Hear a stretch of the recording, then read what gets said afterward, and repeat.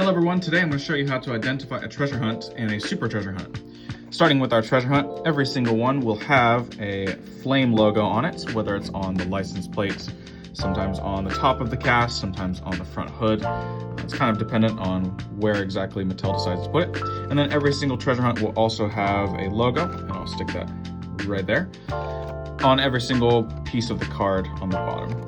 Let me show you two more examples. We have the mod rod. As you can see, this flame is right there. And then here's an older one. This is the Mercedes-Benz Unimog, and there's this, the flame logo there.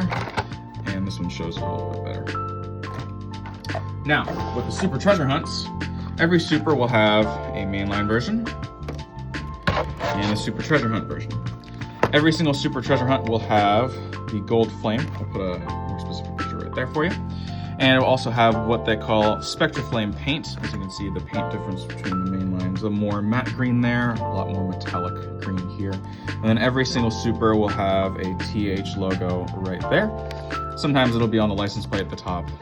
Kind of just is all dependent. And then it'll also have rubber tires. So that's what you're looking for if you're ever hunting at a flea market or a grocery store or just buying from a toy fair. Let me show you one more example of another super. This is the Back to the Future one. However, this cast specifically doesn't have much of a Spectraflame change on it, but just have the TH logo, as you can see right there. So there is the Back to the Future time machine. Now, there's one other car type that I wanted to get to. This is the older version of the treasure hunt. We would consider this a super nowadays, but there isn't a logo on this one. This is from 2007. And I just wanted to touch on it because this was the year that they'd begun testing out paint variations. So this one does have rubber tires, but the paint on this one was not really up to snuff. And you can see there is some flaking on the paint.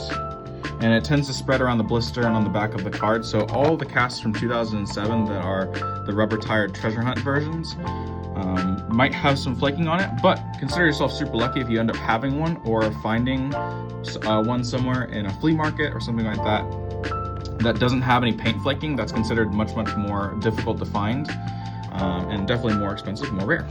So yeah, there you go guys. That is all of the treasure hunts and the supers for today. Make sure to drop a follow and we'll see you next time.